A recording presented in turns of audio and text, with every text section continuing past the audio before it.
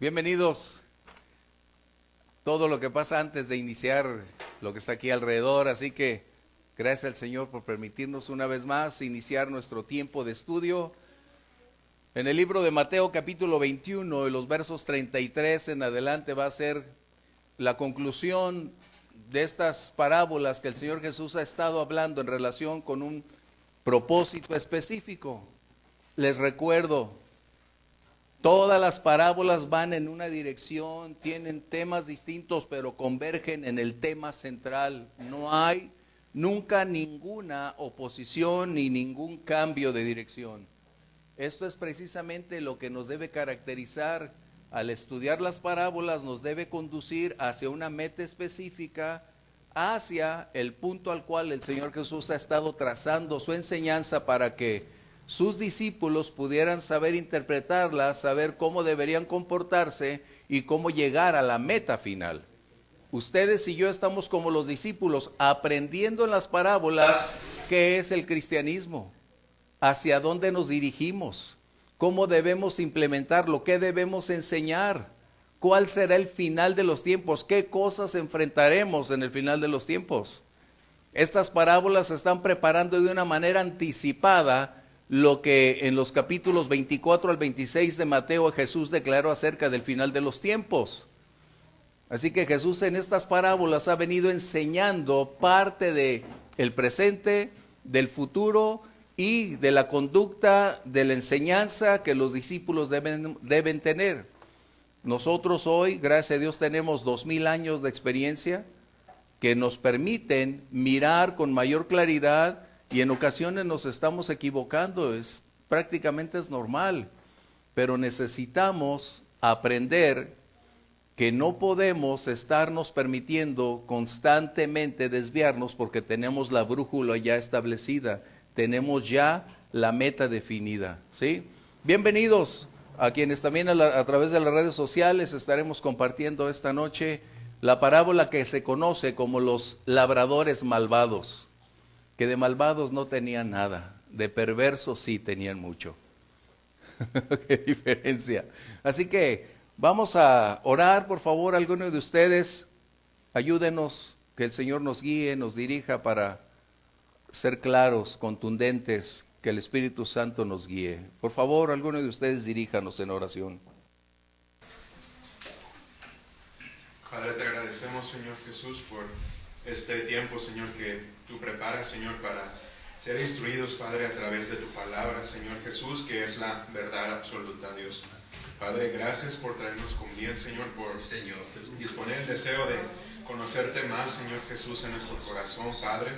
Señor, prepara, Señor, esta palabra, que tú ya de antemano, Señor, lo hiciste, Padre, que sea tu verdad, Señor, revelada esta noche, Señor, a cada uno de los que estamos aquí, a través de las redes, Señor, a través del pastor, Señor Jesús, que seas tú hablando en nuestros corazones, que podamos escudriñar y aplicar, Señor, lo entendido, Señor, que sea tu Espíritu Santo hablando a través, Señor Jesús, esta noche. Te damos muchas gracias por la libertad de poder hacerlo y por tener este tesoro, Señor, en nuestras manos, Señor Jesús.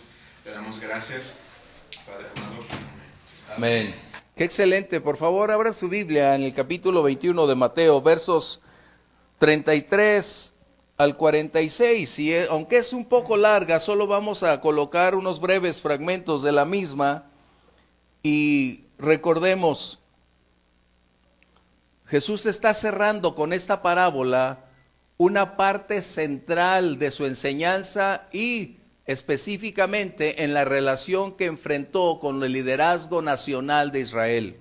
Eso es muy importante, eso es lo que estamos hablando. Jesús ahora está entrando en la recta final prácticamente de su encuentro con el liderazgo y va a describir su naturaleza, los va a exponer públicamente y va a manifestar ante la multitud en la que están reunidos qué clase de liderazgo ellos eran, cómo se comportaron y de qué manera ellos estaban edificando los mismos monumentos que sus antiguos predecesores, los sacerdotes. Bien, acompáñame, permíteme leer el verso 33. Oíd otra parábola.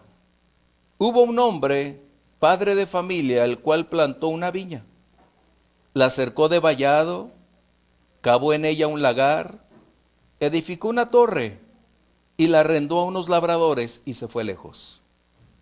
Y cuando se acercó el tiempo de los frutos, subraya esa frase, y cuando se acercó el tiempo de los frutos, envió sus siervos a los labradores para que recibiesen sus frutos. Mas los labradores, tomando a los siervos, a unos golpearon, a otro mataron y a otro apedrearon. Envió de nuevo otros siervos, más que los primeros, e hicieron con ellos de la misma manera. Finalmente les envió a su hijo diciendo, tendrán respeto a mi hijo. Mas los labradores, cuando vieron al hijo, dijeron entre sí, este es el heredero. Venid, matémosle y apoderémonos de su heredad. Y tomándole, le echaron fuera de la viña y le mataron. Cuando venga pues el señor de la viña, ¿qué hará a aquellos labradores? Jesús está hablándole al liderazgo, y esta es una pregunta que cierra la parábola, haciéndosela directamente a los líderes. Recuerden eso. Jesús está hablándole directamente al liderazgo y colocándoles una pregunta en relación con lo que previamente ha enseñado. Eso me recuerda cuando el profeta Natán va y busca a David y le empieza a declarar, había un hombre que tenía una corderita, ¿no? Y le hace una exposición. Y David se enoja, se coloca en una ira incontenible. Y entonces le dice, ¿qué hará? Pues él debe pagar, y coloca una postura dura, crítica, y le dice el profeta, tú eres ese hombre. Qué tremendo, ¿no? Jesús está haciendo lo mismo. Les expone una parábola, aunque ellos ya sabían que estaba hablando de sí mismos. Y ellos responden, y eso es precisamente lo que Jesús ahora, debido a la pregunta que le hicieron, recuerdan en el verso 27, con qué autoridad, quién te la dio. Ahora él va a contestar de una manera contundente y muy clara esas dos interrogantes. Bien, los siervos fueron enviados para buscar el fruto. ¿Qué es el fruto? Es la pregunta. El fruto, para nosotros estamos hablando de lo que desde el Antiguo Testamento hasta nosotros el día de hoy, el fruto no solo es la obediencia a la verdad de la palabra. No solo es la obediencia, es la claridad del conocimiento de esa verdad y caminar en armonía con la voluntad de Dios, reflejando el carácter, la conducta del Señor, haciendo del servicio en amor un acto voluntario, un acto personal que define nuestra entrega y compromiso. Eso es lo que está hablando, ¿sí? Así que vamos a entender entonces lo que Jesús está anteponiendo. Pero a mí lo que me causa atracción es que Jesús dice otra parábola cuando previamente había hablado de ellos mismos. Es decir, y cuando dice otra parábola es para colocar el punto final, para que los líderes tuvieran la plena certeza que no estaba divagando Jesús, sino que estaba colocando la respuesta a sus preguntas y además colocando un veredicto y una sentencia sobre ellos. ¡Qué tremendo! Así que vamos a colocarlo de esta manera. Jesús, al estar hablando de los líderes frente a ellos, fíjense bien, no estaba hablando de ellos en ausencia, cara a cara estaba hablando, pero al colocarlos públicamente como Jesús los percibía, la realidad de lo que internamente esos hombres vivían, de tal manera que su prestigio, que era el que más cuidaban, se estaba desvaneciendo, se estaba desmoronando, porque Jesús los empieza a colocar tal y como son, pero además los coloca con un alto calificativo: asesinos. Escuche bien, los coloca como asesinos. ¡Qué impactante! Por lo tanto, eso es lo que tenemos que entrar. Estábamos hablando acerca de Isaías 5, la clase anterior, 1 al 7, acerca de Israel. Y Jesús vuelve a tocar el tema de la vid, porque era una vez más colocar el porqué de la nación de Israel, la función y el propósito de Dios siempre a lo largo de los siglos para mantener a esa nación en la palma de su mano, para mostrar que Dios nunca había olvidado ni sus promesas, ni su amor por su amado pueblo. Dios nunca alterará su amor. Por más que tú y yo nos alejemos o hagamos cosas buenas, nunca incrementaremos o disminuiremos su amor. Su amor es permanente e inalterable. Eso es algo que tú y yo necesitamos mantener muy claro.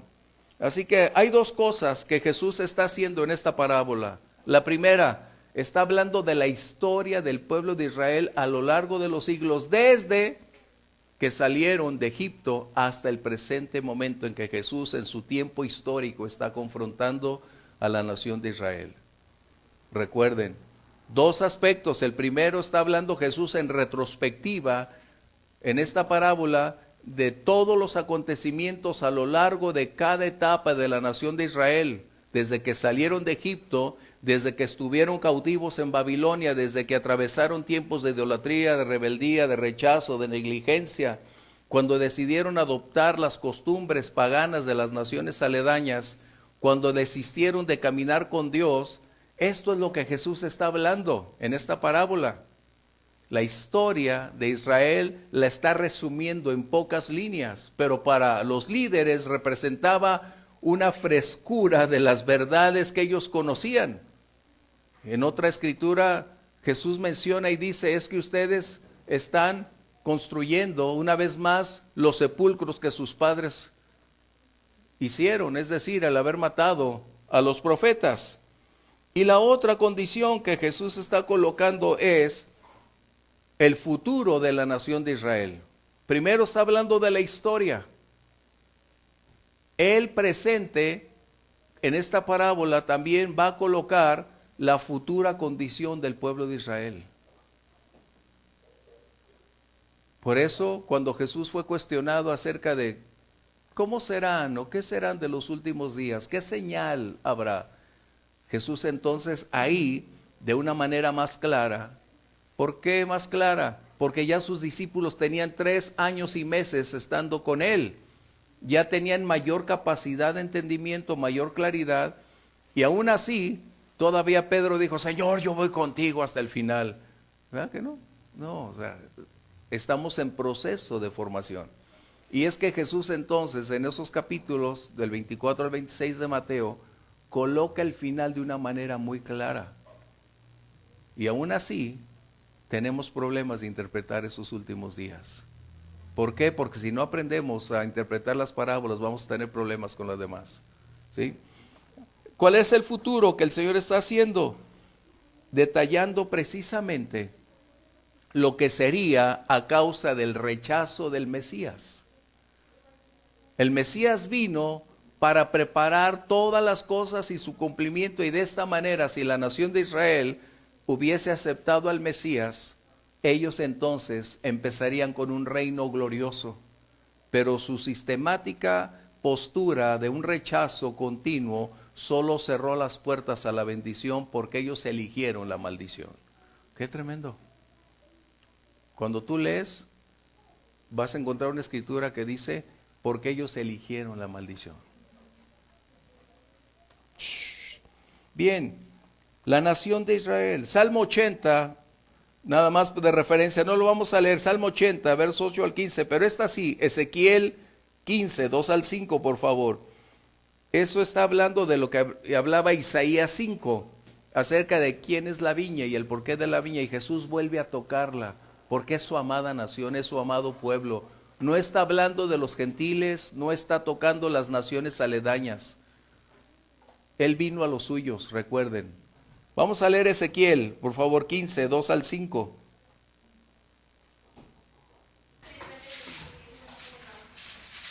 Hijo de hombre, ¿qué es la madera de la vid más que cualquier otra madera? ¿Qué es el sarmiento entre los árboles del bosque? ¿Tomarán de ella madera para hacer alguna obra? ¿Tomarán de ella una estaca para colgar en ella alguna cosa? He aquí es puesta en el fuego para ser consumida. Sus dos extremos consumió el fuego y la parte del medio se quemó. ¿Servirá para obra alguna? He aquí que cuando estaba entera no servía para obra alguna, cuánto menos después de que el fuego la hubiere consumido y fuere quemada. ¿Servirá más para obra alguna? Los líderes conocían muy bien la Escritura.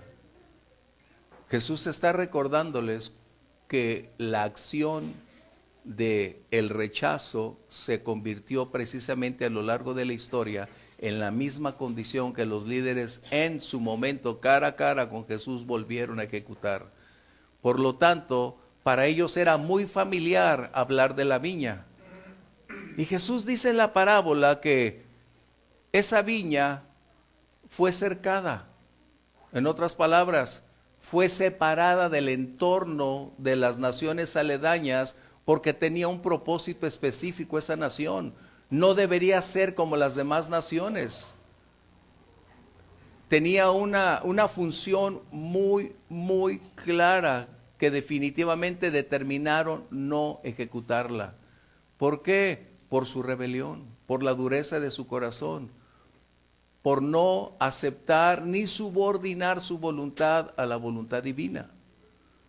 Desde el libro de Deuteronomio, capítulo 7, versos 6 y 8, y otro que tenga Efesios 2, 13 al 16, por favor.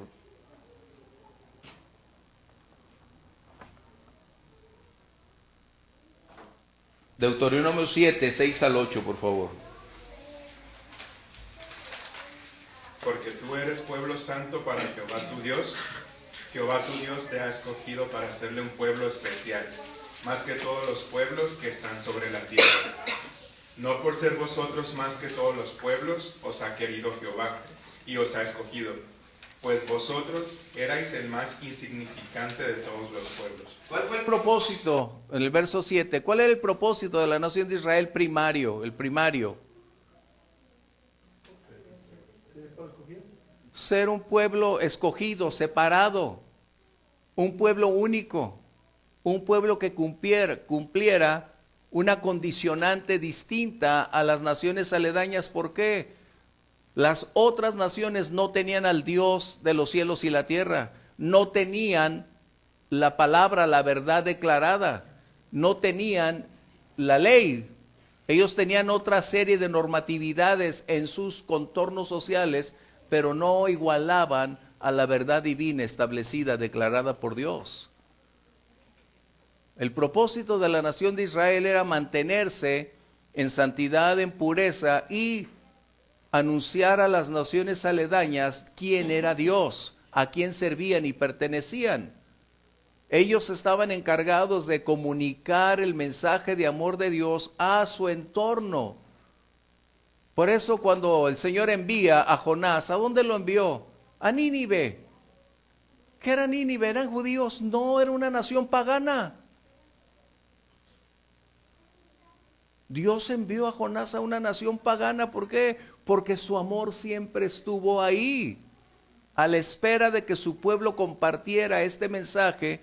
Y encontramos en los profetas donde dice, conviértanse ellos a ti y no tú a ellos. Este era el punto. La nación de Israel había cesado voluntariamente de ser una bendición a las naciones. Se había convertido a la misma esfera, al mismo entorno y bajo las mismas normas que regían a las naciones. Recordarán que dijeron, queremos un rey. La teocracia fue cambiada. Qué tremendo. ¿Por qué? Porque ser como los demás para ellos era el ideal, el modelo, cuando ellos deberían ser el modelo a las naciones para que pudieran venir y caminar con Dios. Y la iglesia tiene el mismo llamado. No va a usurpar nunca el lugar de la nación de Israel, pero tiene una misma condicionante de ser luz a las naciones. de ser una luz en su entorno. Vamos a leer Efesios, por favor. Pero ahora en Cristo Jesús, ustedes que en otro tiempo estaban lejos, han sido hechos cercanos por la sangre de Cristo.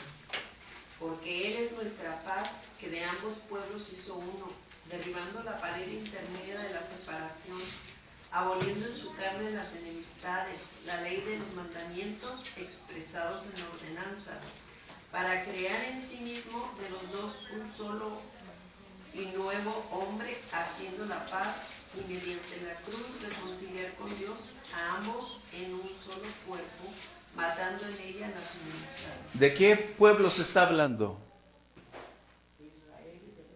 Exacto, está hablando de la nación de Israel y los gentiles, que cuando hablamos de gentiles, si no se convierten, seguirán en ese estándar de gentiles. Pero quienes caminamos tomados de la mano del Señor, dejamos ser los gentiles para ser hijos de Dios y caminar como iglesia. ¿Vamos bien? Así que el Señor Jesús derribó todo cuanto se oponía para que estas dos esferas, el pueblo judío y la iglesia, ahora pudieran estar dentro del mismo contexto sin limitaciones. Nosotros no somos el Israel físico, natural, pero somos injertados en la nación de Israel a través de creer, aceptar y reconocer que Jesús es el Mesías. De esta manera, la misión de la iglesia continúa para seguir anunciando, como Jesús dijo, y vayan por todo el mundo y prediquen el Evangelio. Nosotros somos distintos a Israel, pero tenemos una misión similar: anunciar que el Mesías está aquí. Esta parábola entonces está tratando acerca de dos aspectos fundamentales. La parábola anterior que estudiamos estaba hablando del rechazo sistemático de el ministerio de Juan el Bautista, hablando de todos aquellos antecesores a él acerca del Mesías.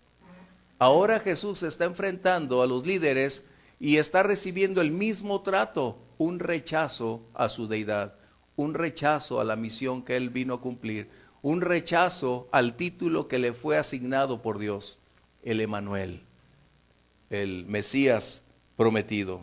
De esta manera encontramos entonces a los actores de esta parábola. Vamos a disiparlos.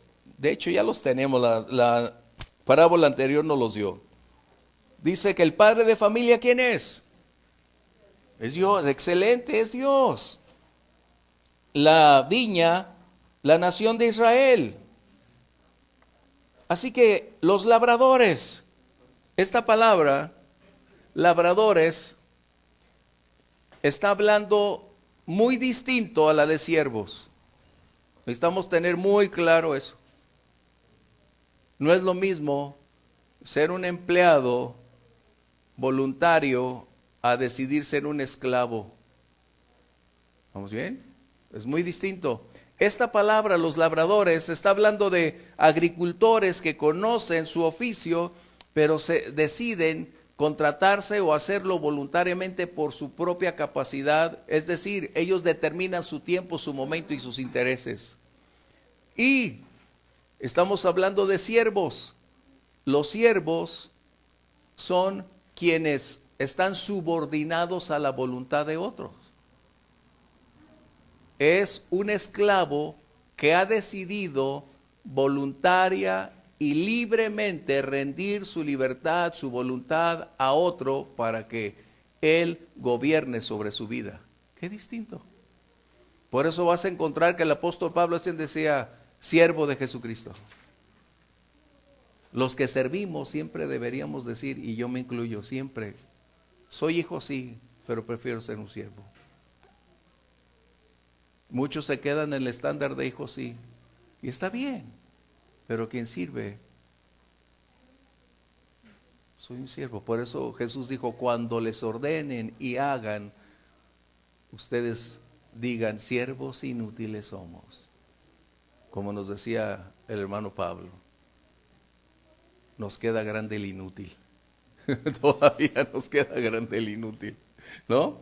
Así que, ¿qué está sucediendo? El Padre colocó, estamos hablando de Dios, hizo esta viña, la extrajo de Egipto y la colocó en la tierra prometida. Y la colocó en las manos de un liderazgo para que ellos instruyeran, guiaran al pueblo, le proveyeran el alimento, lo mantuvieran en constante crecimiento, desarrollo para llegar a una madurez, en otras palabras, para dar fruto. Pero no hicieron lo correcto. De esta manera podemos decir entonces que los labradores representan a sacerdotes, ancianos, gobierno, fariseos, saduceos y todo el linaje religioso es los que se enmarcan en el contexto de labradores. Y los siervos, qué tremendo, ¿no? Los siervos son aquellos que fueron enviados para buscar el fruto que Dios esperaba. Así que la viña entonces tenía aspectos muy interesantes. Estaba cercada. Cuando dice vallado, ¿qué significa vallado? Deberíamos tener más amplitud. La palabra vallado no solamente significa, a veces nos ponemos de vallado en oración. Está hablando de colocar una posición de defensa, de apoyo, de cubierta. Es decir, el Señor colocó a la nación bajo una cobertura especial para que no fuese invadida por intrusos. Le colocó una torre, y deberíamos recordar nosotros lo que dice Ezequiel 34 acerca de la atalaya. ¿Dónde estaba? En una torre. Esa es la función de liderazgo, recuerden. Qué tremendo, tenemos que verlo a la luz de la Biblia. Los atalayas, ¿quiénes eran? Aquellos que estaban siempre en esa torre observando el horizonte. Ellos determinaban por todo lo que se acercaba si eran amigos o enemigos, si eran un riesgo potencial o representaban una amenaza. Así que al colocar una torre está hablando de que debió tener siempre vigilantes. Está hablando de liderazgo, recuerden. Sí, Grimaldo. ¿Y el agar qué función hacía? El agar, buena pregunta. ¿El agar qué es? ¿Alguien tiene una idea? Es donde se muele la uva, ¿no? Es la prensa de la uva. ¿Para qué? Para extraer y tratar el fruto de la uva. Ese es el punto del agar. Así que Dios hizo una provisión contundente. ¿Por qué? Porque si colocó un cercado, si colocó una torre, es porque esperaba un resultado específico, definido. Por eso preparó todas las condicionantes para no ser sorprendido. Así que los atalayas dejaron de ser una función específica para convertirse en quienes tomaron decisiones por sí mismos. ¿Qué más colocó? Como decía Grimaldo, el agar es la prensa que oprime y extrae el fruto, el jugo del fruto, lo que hace posible esta producción. ¿Estamos bien? ¿Qué más dice que había? Una torre, ya hablamos, y la edificó. ¿Y la qué? La arrendó. Wow. Esto es algo importante. Dios estaba delegando una responsabilidad a un liderazgo como hoy lo hace con todo pastor, con todo ministro, con todo aquel que está al frente. Y esos labradores representaban ser los responsables de la condición espiritual, de la conducta de la nación de Israel. Qué difícil. Pero Dios no los había dejado solos, les había dado las herramientas, les había dicho qué hacer y cómo hacerlo. Pero ellos optaron por seguir sus propios consejos y desistieron de hacerlo. De esta manera, traicionaron la confianza que Dios había puesto en ellos. Dos textos rápido, Ezequiel 34:2 y otro que lea Malaquías 2, 7 al 8. Es decir, al desistir ser responsables, se convirtieron en quienes tomaron autoridad sobre un terreno que no era de ellos para apropiárselo y definir cómo y qué hacer con lo que había ahí. Es usurpar una posición, una función, pretendiendo ser quienes definen el curso de las acciones cuando en realidad Dios ya esperaba un fruto al respecto. Ezequiel 34:2, por favor. Hijo de hombre, profetiza contra los pastores de Israel. Profetiza y di a los pastores, así ha dicho Jehová el Señor. Hay de los pastores de Israel que se apacientan a sí mismos. ¿No apacientan los pastores a los rebaños? Y si continuáramos leyendo, ese es un reclamo de Dios a lo largo de toda la historia de Israel. Primero al liderazgo, porque son los responsables de verificar el curso de acción de las ovejas. En ellos el Señor colocó la responsabilidad para guardar, instruir, amar, preservar y propiciar que las ovejas crecieran, se multiplicaran y mostraran el carácter, revelaran a quién servían y pertenecían. ¿Sí? En este capítulo 34 es muy directo para quienes desean estar en el liderazgo. Y si leyéramos todavía sigue diciendo que se quedaban con la gordura o de las ovejas, se vestían con la lana de las ovejas, bueno, hasta el día de hoy. ¿No? O sea, algunos hasta tienen el descaro de decir las ovejas producen lana. Pero no lana de algodón, sino de aquella que tiene cualidades. Qué tremendo, ¿ah? ¿Será que no han leído Ezequiel 34? ¿Será que no saben que un día van a dar cuentas y que Dios va a pedirles todas las cuentas claras? ¿Sí? Malaquías 2, 7 al 8, por favor.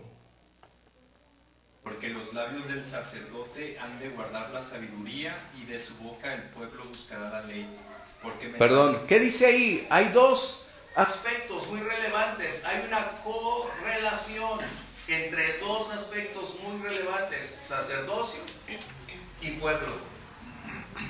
Es indivisible, no se puede vivir para un solo aspecto.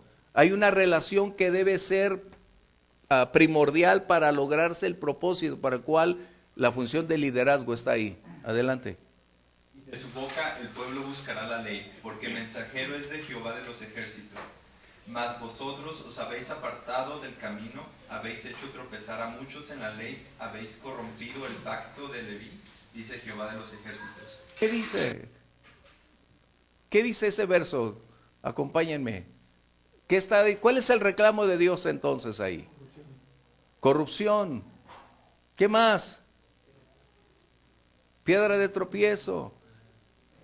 ¿Qué más está diciendo el Señor ahí? Uno de los muchos es que los líderes estaban buscando su propio beneficio a través de usurpar una función, pero extrayendo del pueblo sus ganancias para ser ellos quienes disfrutaran de las bendiciones, entre comillas, y despojando al pueblo de todo lo que tenía. ¿De qué más está hablando? Wow. Oh.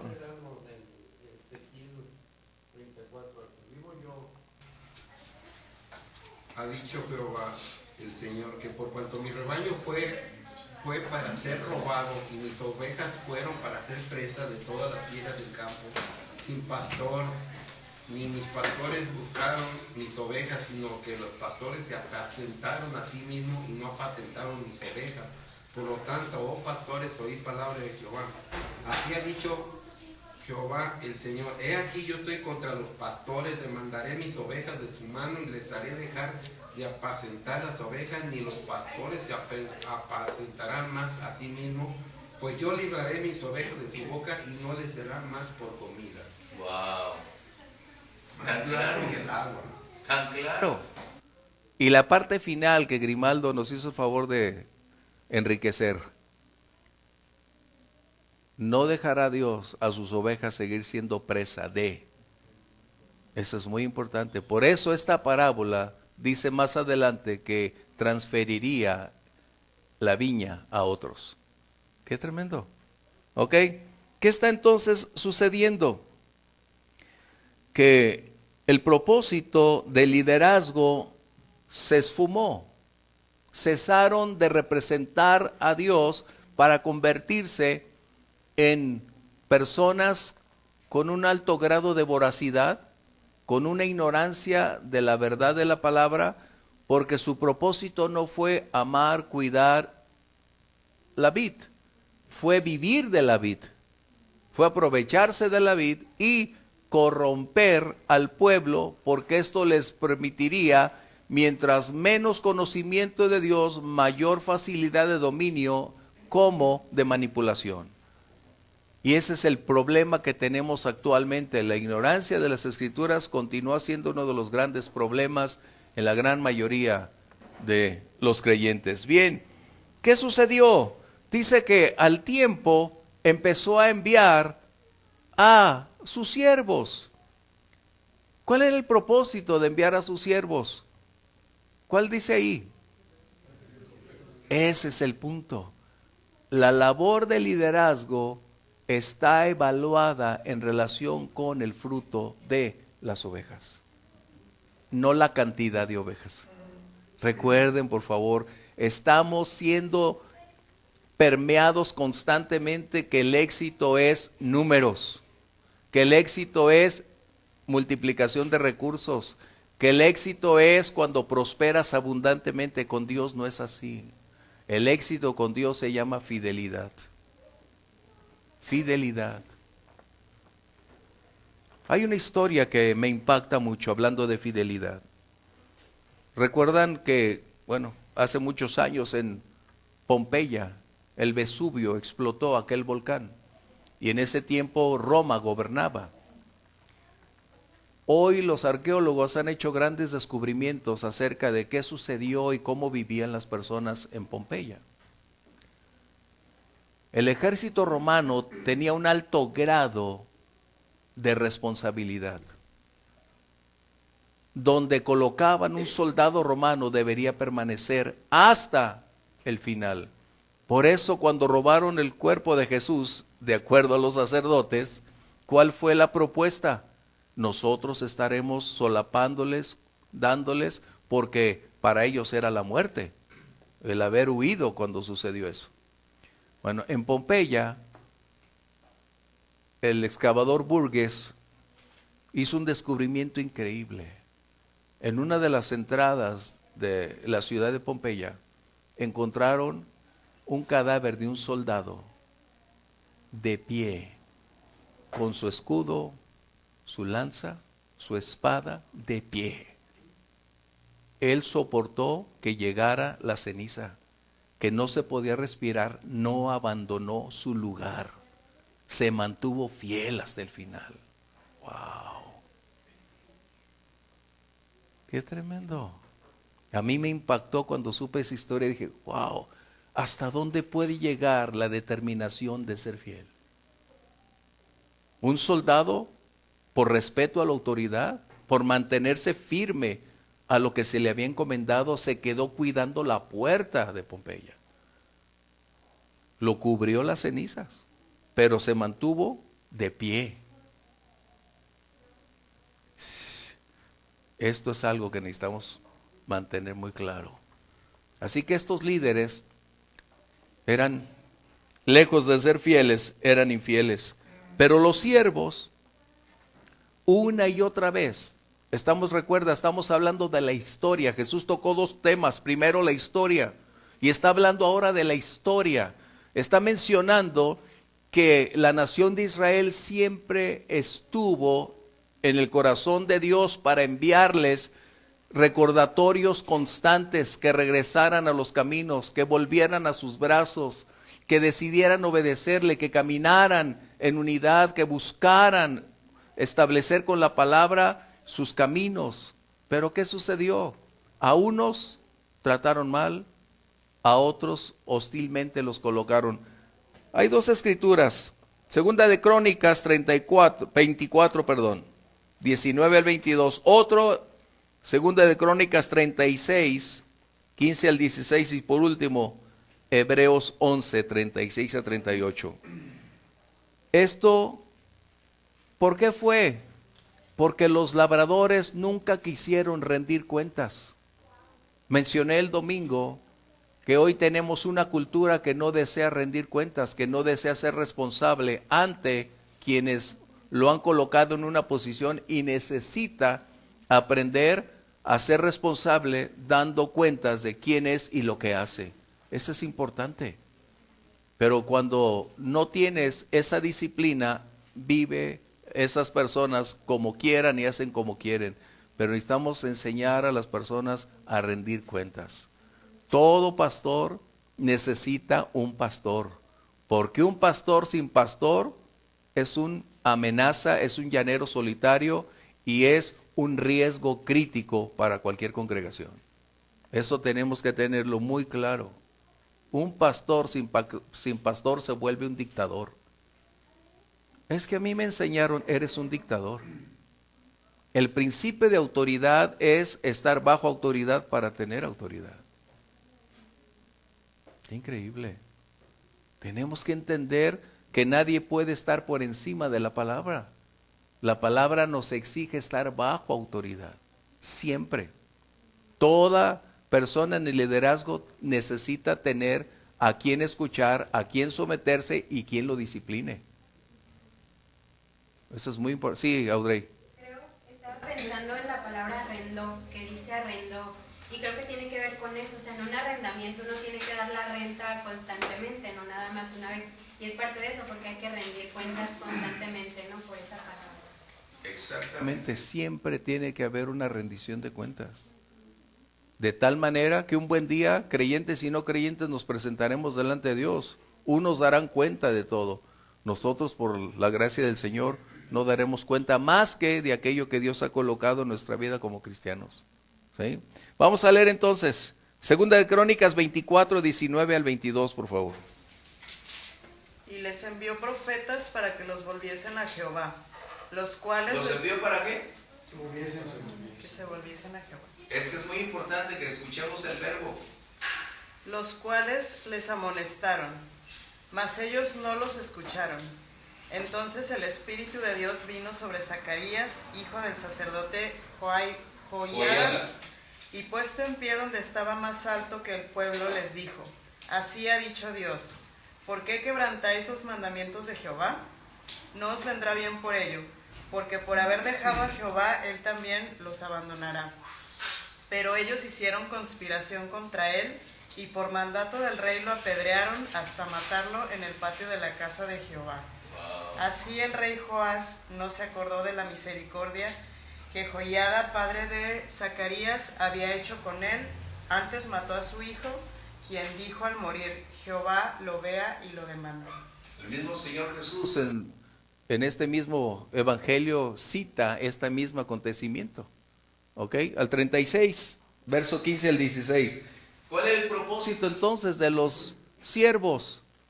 Conducir de regreso, de vuelta a los brazos del Señor, a una obediencia donde se habían desligado de Dios por voluntad propia, recuerden. 36, versos 15 y 16. Y otro que tenga Hebreos 11, por favor, 36 al 38. Y Jehová, el Dios de sus padres, envió constantemente palabra a ellos por medio de sus mensajeros. Constantemente, eso quiere decir que es ininterrumpidamente. Es como dice el libro de Lamentaciones: sus misericordias son nuevas cada mañana. Está hablando de sin interrupciones. Es un continuo fluir de Dios para un propósito específico. Adelante, Audrey. Perdón. Porque él tenía misericordia de su pueblo y de su habitación. Mas ellos hacían escarnio de los mensajeros de Dios y menospreciaban sus palabras, burlándose de sus profetas, hasta que subió la ira de Jehová contra su pueblo y no hubo ya remedio. Dios nunca cesó de amonestar a su pueblo. Hasta el día de hoy continúa extendiendo su amor para decirnos, vuélvanse a mí, yo me volveré a ustedes. Lo que acabo de leer, Violeta, hay una frase muy importante que a veces nosotros no queremos aceptar. Dios estará con nosotros en la medida en que nosotros estemos con Él. Algo que acabo de leer, Violeta, es muy importante. Por a veces dices, es que Dios está conmigo. No. Dios está en todas partes, pero es muy distinto que esté respaldando tu vida. Es muy distinto lo que quiere decir. Por eso dice, vuélvanse a mí, yo me volveré a vosotros. Es distinto. Tenemos que entender que Dios tiene en su justicia predeterminadas cosas que necesitamos comprender. De otra manera, seríamos niños al pretender que todo lo que hacemos Dios lo acepta y Dios lo condona. No. Dios nos va a ir colocando. Bien. Hebreos 11, 36, 38, por favor. El tiempo nos gana.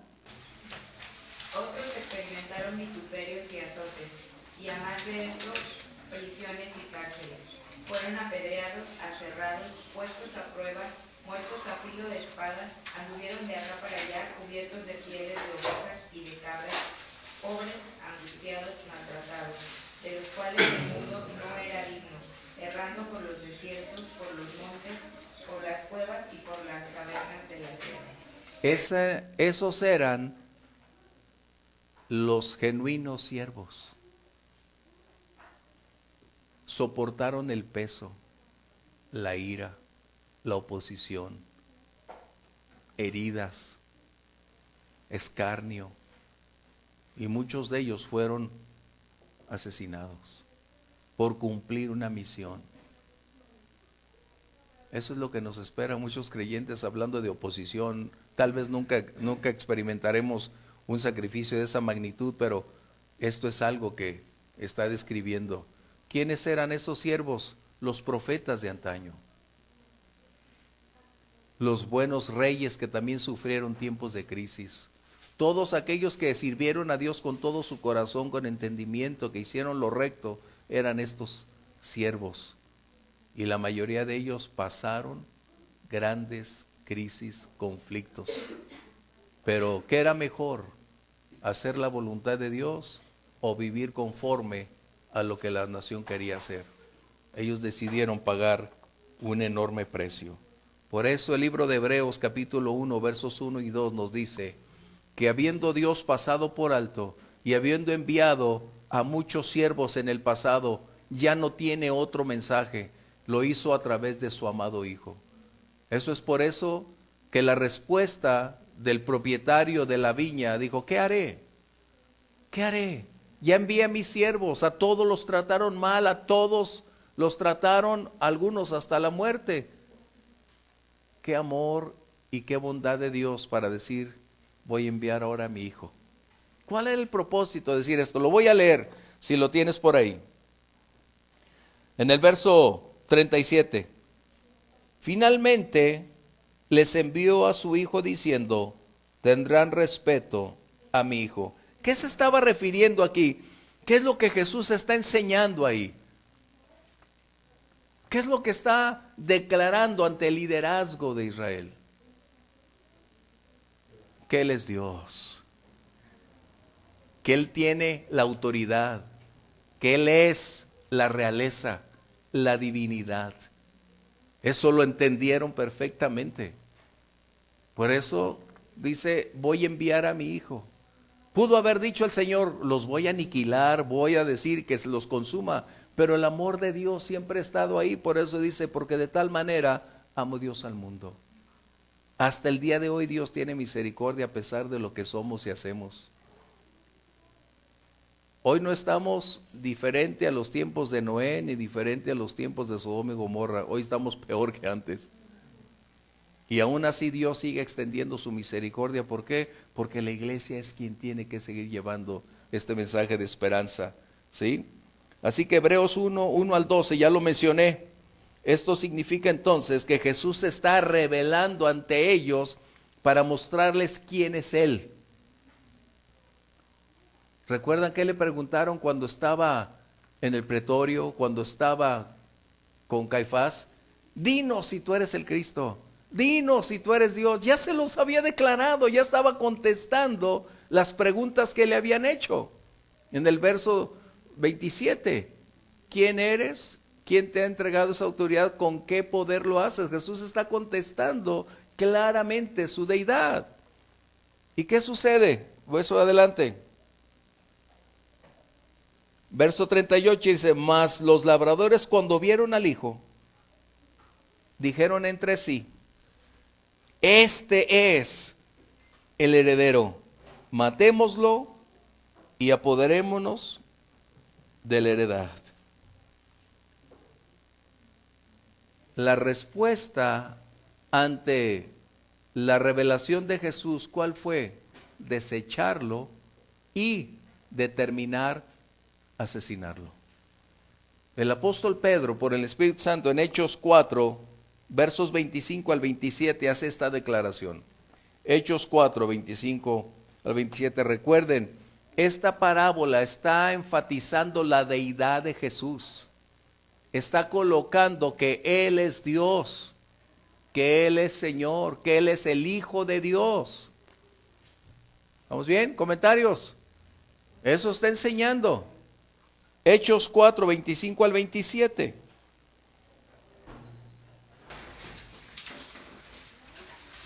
Que por boca de David tu siervo dijiste, ¿por qué se amotinan las gentes y los pueblos piensan cosas vanas? Se reunieron los reyes de la tierra y los príncipes se juntaron en uno, contra el Señor y contra su Cristo. ¿Cuáles príncipes? ¿De cuáles príncipes se está hablando? Del liderazgo de Israel, del concilio, de los 70 que eran el Sanedrín, ¿recuerdan eso? Los representantes de las tribus como de aquellos que estaban insertados para tomar la decisión de Israel, aunque el sacerdote era quien tomaba la decisión final. Dice adelante los príncipes. Porque verdaderamente se unieron en esta ciudad contra tu santo Hijo ¿Cómo Jesús. dice? Se unieron. Eso es una decisión personal.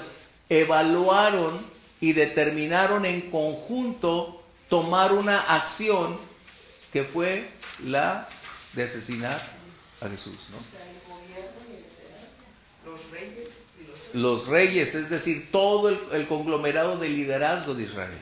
Ancianos, que son los que estamos hablando. Bien, adelante, por favor. Herodes y Poncio Pilato con los gentiles y el pueblo de Israel. ¿Cómo es? Toda la historia está llena que cuando la iglesia pretende hacer una acción, siempre se apoya en el brazo civil para extenderlo y ellos decir, yo no fui, es la ley. Qué tremendo, ¿no? Es como decir, tiran la piedra y esconden la mano. Y por supuesto el gobierno romano tendría intereses porque eso se las cobraría muy caro. ¿Sí, Omar? Yo creo que es una de las peores, o sea, hablando civilmente, es una de las peores generaciones que se han visto en el mundo, o sea, a través de la historia. Sí. O sea, un Herodes que se va a vender para no quedarle mal al liderazgo judío. El arrendamiento, como menciona ahorita, el arrendamiento es el cambiar la palabra. O sea, te dejo esto para que generes frutos, y cómo los fariseos cambiaban las palabras de la ley para someter al pueblo. O sea, el pueblo no tenía de ninguna manera forma ni manera de encontrar compasión, porque ni el liderazgo judío lo podían encontrar ahí, porque ya veíamos la otra vez cómo está corrompido totalmente con una familia. O sea, yo ahorita estaba pensando contextualizar un poco, ya quitó el del mercado, ya lo sacó a latigazos, con qué autoridad haces esto, cómo están las parábolas ya directamente contra ellos, y cómo hay un Herodes que para no meterse en problemas, pues no se mete en problemas. Se lavó las manos como Pilato. Y unos heroditos que están muy tontos, o sea, que incluso ya no es César, el César que estaba ahí, creo que dice, es preferible ser un puerco a ser un hijo de Herodes. Wow. De tan mal que estaban. Entonces, y cómo pues no había compasión en nada, y cómo se los restregan en la cara, pues se los dicen. Sí, este es el punto. Sin el temor de nada. Porque era el tiempo propicio para establecer ante el liderazgo quién era Jesús. ¿Recuerdan qué le preguntaron? Se los voy a recordar. En el verso 27, ¿qué le dice?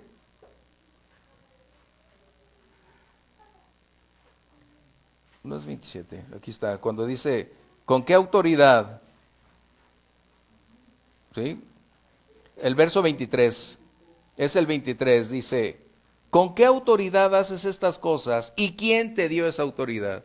Jesús está respondiendo claramente a esas dos interrogantes, muy claro. Ahora, ¿qué sucedió para irnos un poquito? Cuando le echaron fuera y le mataron, verso 40, cuando venga el Señor de la viña, ¿qué hará aquellos labradores? ¿Qué hará? Vamos a irnos más adelante. Verso 43. Por tanto les digo que el reino de Dios será quitado de ustedes y será dado a gente que produzca los frutos de él. ¿Cuál fue la sentencia?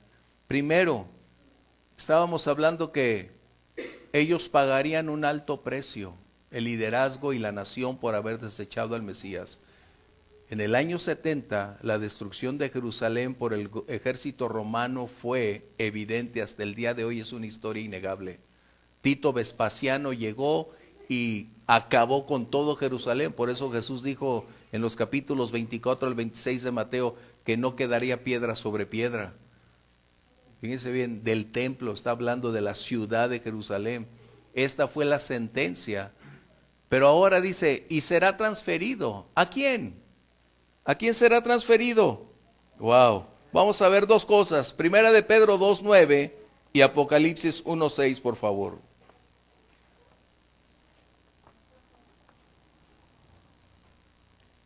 No iba a transferirle a otra nación aledaña a Israel.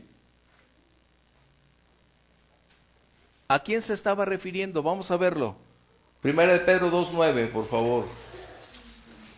Mas vosotros sois linaje escogido, real sacerdocio, nación santa, pueblo adquirido por Dios, para que anunciéis las virtudes de aquel que os llamó de las tinieblas a su luz admirable. Está hablando de identidad y está hablando de propósito.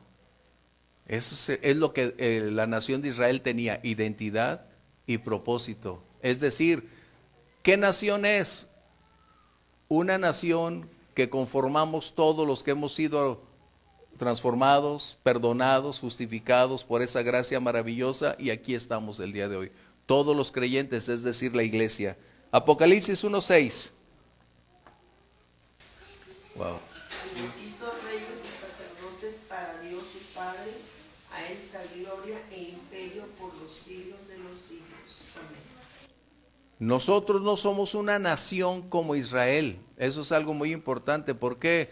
Porque en el libro de Isaías, se nos va el tiempo, Isaías 66, ustedes van a tener en sus notas, está hablando de una nación que tendrá una vez más la supremacía. ¿Cuándo? Después del rapto.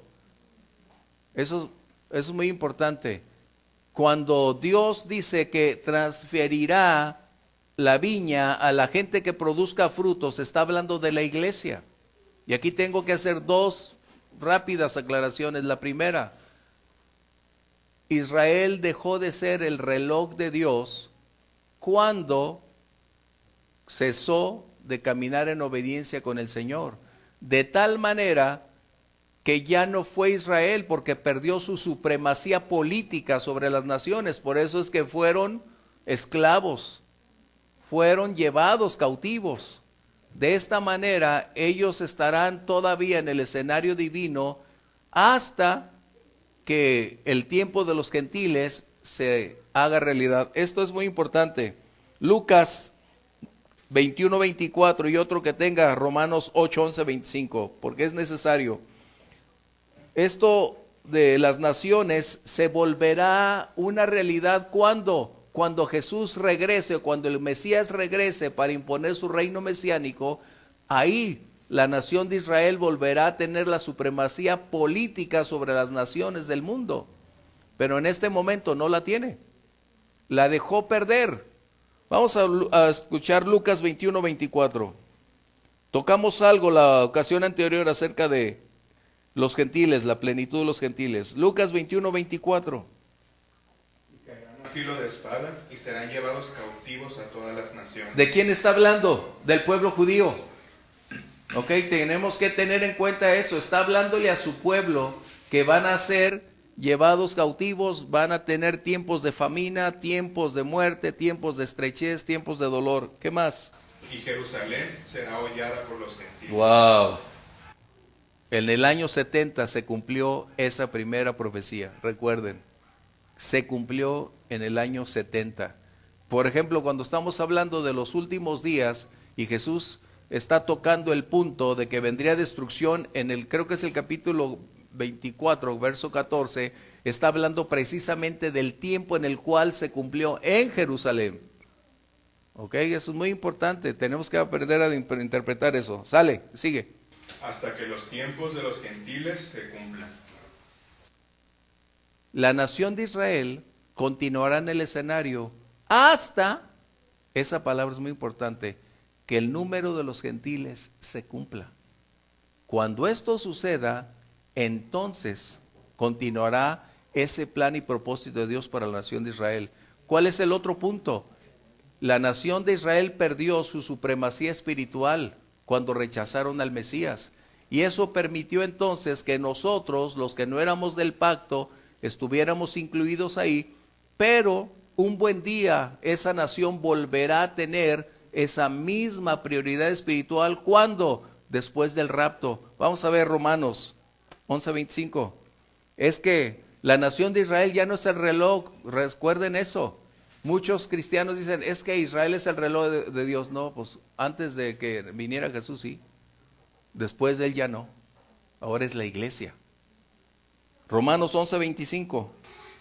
Porque no quiero, hermanos, que ignoréis este misterio, para que no seáis arrogantes en cuanto a vosotros mismos, que ha acontecido a Israel endurecimiento en parte, hasta que haya entrado la plenitud de los gentiles. Wow. Hasta que el número de los gentiles que solo Dios conoce se alcance, será el momento en que la nación de Israel volverá al escenario para brillar una vez más, como resultado de que la iglesia ya no estará en el presente, la iglesia ya estará con el Señor y ahora Israel estará cumpliendo el propósito para el cual Dios lo colocó. ¿Sí? Correcto.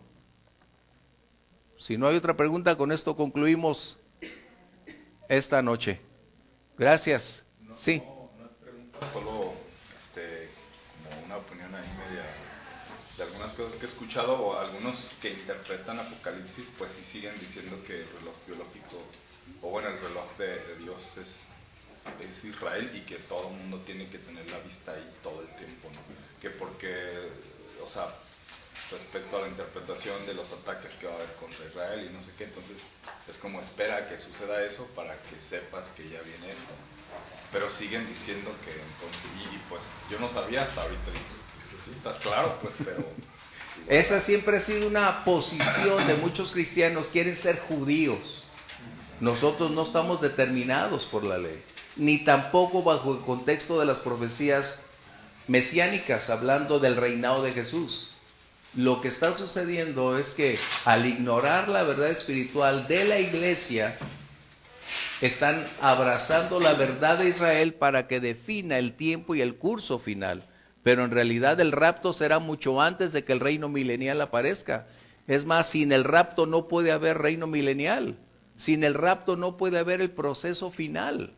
Ese es el punto. Así que qué buena aportación, y necesitamos darnos cuenta que no es Israel quien define. Es, en el propósito de Dios, la iglesia quien es el vehículo visible divino para definir el curso, los tiempos y las acciones. ¿Ok? Sí, Omar. Bueno, ya nada más para terminar, o sea, cómo Romanos te va llevando, la carta de Romanos de Pablo te va llevando de poco a poco, ¿no? Primero habla de los judíos, habla de los gentiles, habla de que no somos perdonados, habla de que no estamos justificados, habla de cómo se injerta los gentiles, ¿sí? Y de ahí habla de la plenitud, y después de ahí no se jacten porque tampoco Exactamente. es así, tiene que haber un cambio. Así es. Entonces, no hay ningún error desde la primera palabra que dice arrepiéntanse, ¿sí? Y creen en el Evangelio que lo menciona Cristo en la primera hasta el último, ¿no? O sea, exacto. Va así en partecitas y va bien explicado. Y eso nos permite, gracias a Dios, al ir estudiando la palabra. Eso es algo que no podamos perder.